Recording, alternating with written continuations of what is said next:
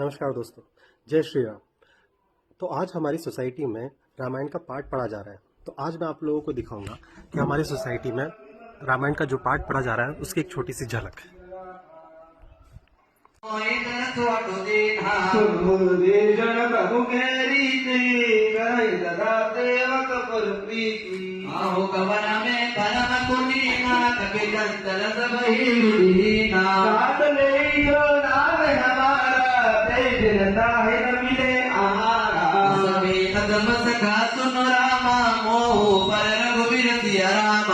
कृपा सुमरी गुण रामा भले विलोचन नर सिया रामा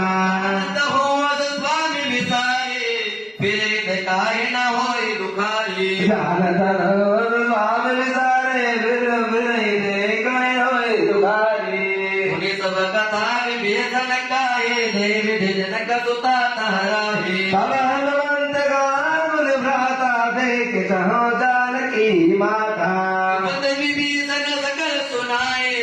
पवन सुत विदा कराए कर सोए रूप जाओ पुनितावा वन शोक सीता जावा देखी मन नो तेन प्रणामा बेटे वेद जातन जिजामा कृष्ण शीस जटाए कबेनी जपति हृदय रघुपति गुण श्रेणी नयन दिए मन रामा राम पद कमल दीन सिया रामा परम दुखी बा पवन सुत देखी जानकी दिल सिया रामा